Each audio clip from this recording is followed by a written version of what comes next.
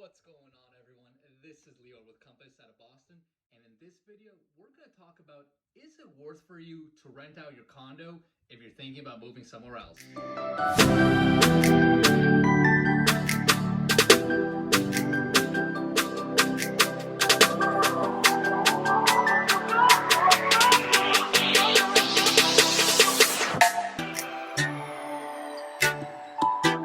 What's going on, everyone? I'm Lior and I'm with Compass out of Boston, and in this video we're going to be talking about, is it worth for you to rent out your condo if you're moving somewhere else?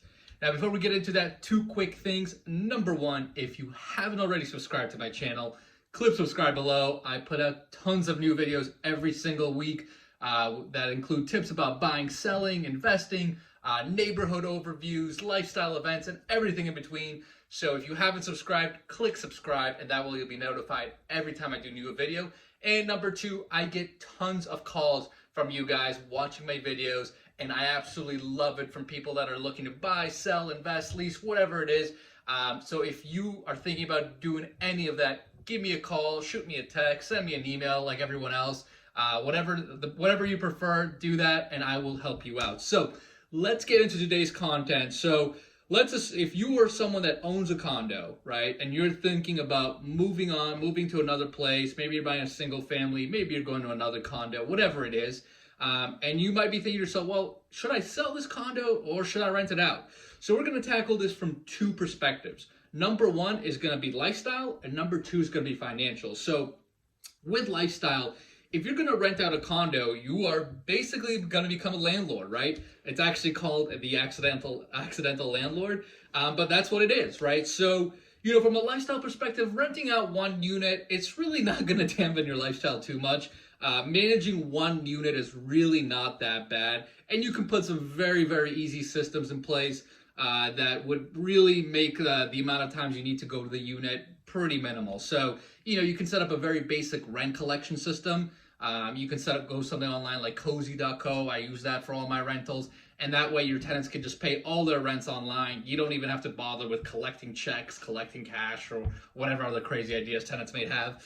And then the second thing you can also do, right, for maintenance, you just need to get connected with a pretty good handyman. And he can do most of the issues that come up, right? Leaky toilets, leaky faucets, things wrong with toilets, whatever it is, right? Something breaks. You can just send your handyman. That way you don't really have to deal with it. So all in all, managing one unit is really not that bad. Yes, you will get a couple of phone calls here and there, but again, it's one unit. So for the most part, it won't really impact you too much. Number two, and probably the more important one, is from a financial perspective, right? So with financials, right, it really depends on two things. Are you planning on selling to use that money to buy another place, or are you planning on doing something like evaluating a different investment opportunity? And here's what I mean by that, right? If you're going to buy another home and you need the cash, right? You need the cash from this current home to buy the next one. Obviously, you've got to sell, right? You don't really have an option. But one thing you can evaluate is, hey, do I have enough equity in my home right now where I could maybe do a cash out refi, or maybe I can take a HELOC, a home equity line of credit, and use that as cash to go buy the next place while keeping my current home and renting it out, right? So, that will depend on exactly what how much you owe on the mortgage, what the market value is, and how much spread you have in between, which will dictate whether you can do something like that. But again, if you need that cash, where you say one way or another, I need this cash to go buy my next place or rent or whatever it is, then you don't really have too many options unless you can do that creative HELOC or refinance. Now, if you've got a little bit more flexibility with that, and you're kind of looking to evaluate different opportunities, well, you got different things you can evaluate, right? So obviously the first one would be just rent out your home, right? So one thing you're going to want to make sure is look at the numbers, right? Does the rent that you can get support your mortgage, support your insurance, your taxes? If you're living in a condo with condo fees, you obviously want to cover the condo fees, right? Because you don't really want to be losing money every month. There's no sense in having you bleed out your pockets, right? So you want to make sure that the numbers are pretty good and that you can have some cash flow coming in every month.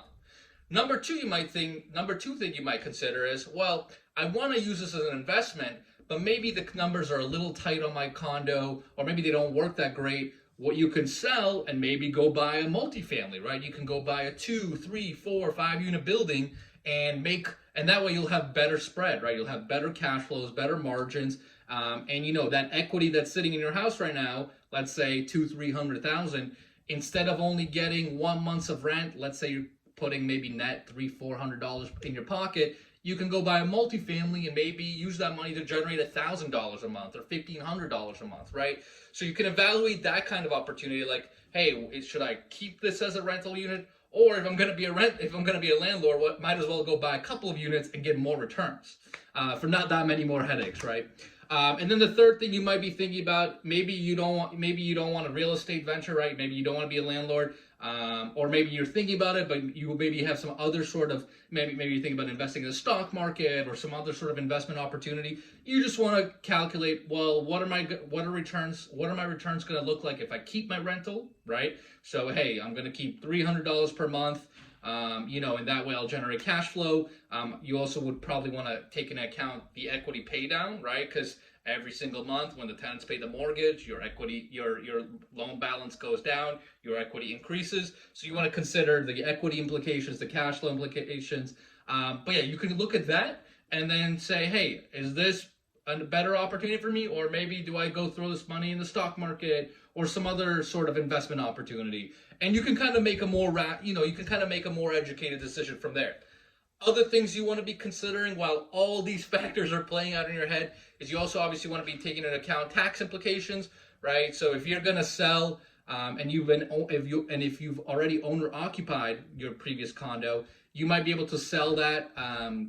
You might be able to sell that and shelter $250,000 of gains if you're single, or $500,000 gains if you're married.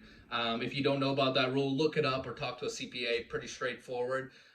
You might consider the tax implications if you keep the real estate versus other opportunities that are not as tax beneficial. So there's a lot of different factors in play, but again, it comes down to the basis of what are you going to use your cash for, right? Are you going to use it for a living? Are you going to use it for investment? And B, if you're going to use it for investment, where can you get the highest return, with the least amount of headaches? So if it's the condo, it's the condo. If it makes sense to sell and go buy something else, like a bigger real estate building, that could be an option. Or if you just want to go and sell it and go in the stock market, that's obviously another option as well. So hopefully that gives you some ideas about what are the things you need to be considering and thinking about. If you guys have any questions at all, put them in the comments below. And like I said in the intro, if you want someone to bounce these ideas off, like I said, I get tons of these calls from you guys all the time watching my videos, and I love it. So give me a call, shoot me a text. You bounce off these ideas. I can help you work through the numbers, and make the best possible decision. So hopefully that helps, guys. I will catch you later.